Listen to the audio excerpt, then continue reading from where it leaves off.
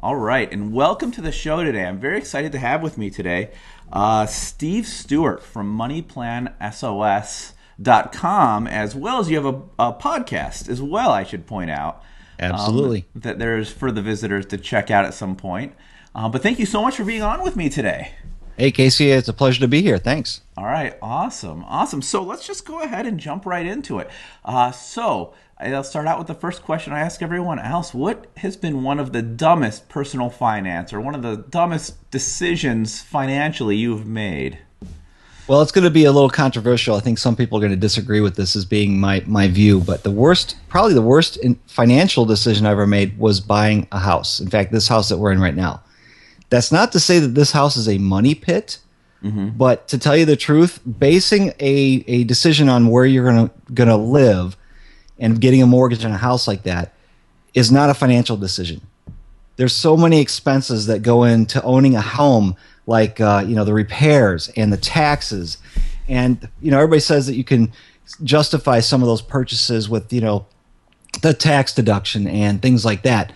When honestly, when you net it all out, it really comes out about flat. Sure, there's if you can sell your house up to $500,000 worth of profit and write it off and all that stuff. Honestly, it's about flat. So as far as an investment decision, buying the house was not smart as a financial decision. Okay. It's really all just a personal choice. Yeah.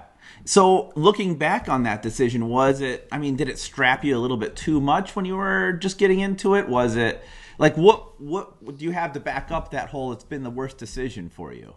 Well, I could point you to a video that kind of explains it. I did a video that's it's called something like renting versus buying. Renting is not throwing away money. Okay. And it talks about, okay, people say you could always rent or buy a home for the same amount that you can rent, and that's not the case because of the taxes, because of the repairs and maintenance. But honestly, the cost is even more than that. It's the 2 hours on a Saturday afternoon to mow the lawn. Yeah. It's pulling out the flooded carpeting in the basement when the sump pump backs up. It's the fixing garage door. What do I know about fixing garage doors? I don't, but I either do it myself or I pay somebody else to do it. Whereas if I rented, I could just have the landlord fix it. So there's a lot of savings that people don't realize from that. Nice. So it wasn't that we were strapped in the payment or anything. It was just, it's as far as a financial decision, the house is not the best choice. Investing would probably be a better one. So the way you're looking at it sounds like it'd be about a break even for you financially, but the amount of time you've put into it and all of the added headaches and expenses, it's put you back.